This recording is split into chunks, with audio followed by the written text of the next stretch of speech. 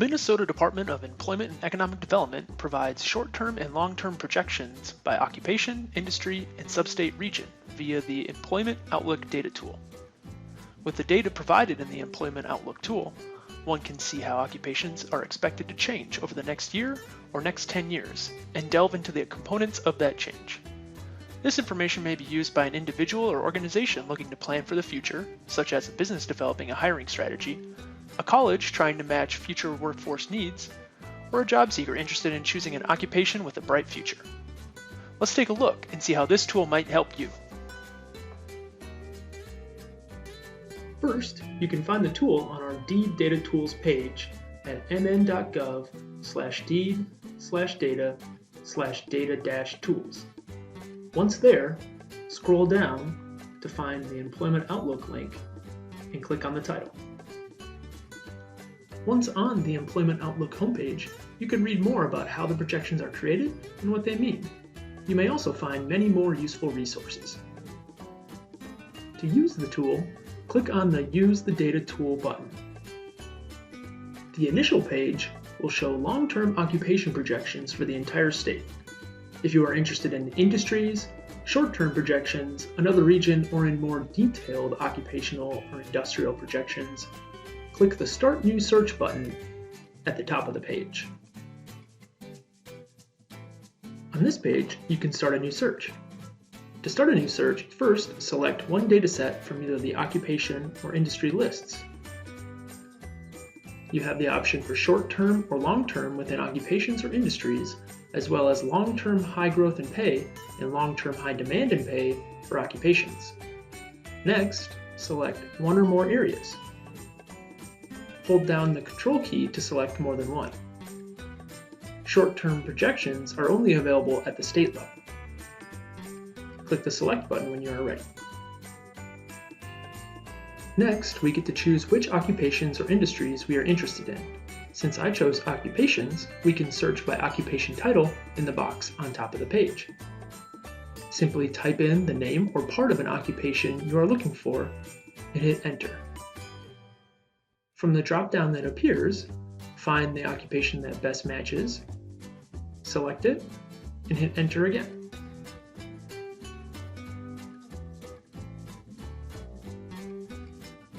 You also have the option to view the projections of the higher level occupational groups by selecting groups and then clicking the View Data of Selected Occupations option.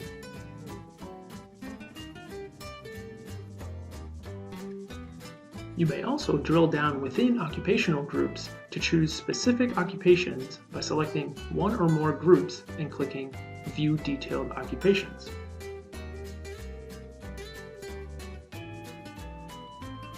From the drop-down menu, you can select one or more occupations, or you may use the Select All button.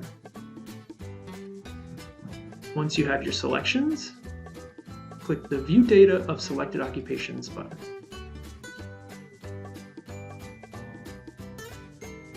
After choosing areas and occupations or industries, you will arrive at the Results page. This page contains a table for each area you selected.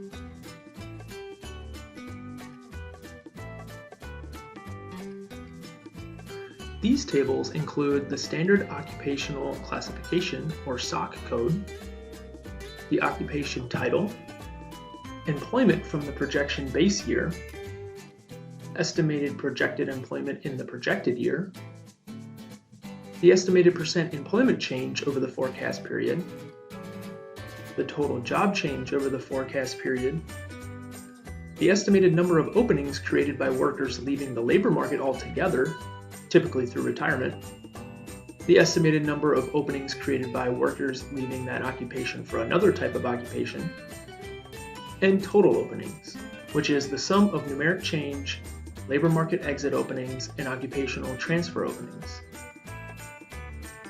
The number and distribution of openings can provide useful context for how occupations are expected to change. For example, if the percent change for an occupation or industry is negative, but there are high numbers of openings, demand for those positions may remain high due to consistent turnover. Also, if a large proportion of openings are due to labor market exits, that may be a sign that an older workforce is about to start retiring.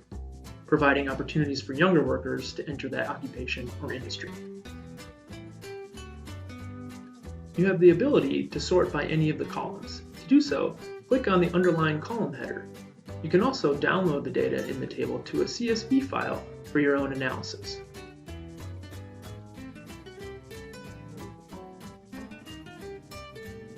Lastly, you can visit the detailed occupation page of each occupation by clicking on the underlined SOC code in the far left column. The detailed occupation page includes an occupational description, detailed wage data, an employment breakdown by sector, area comparisons, information on related occupations, and a list of typical tasks for that occupation.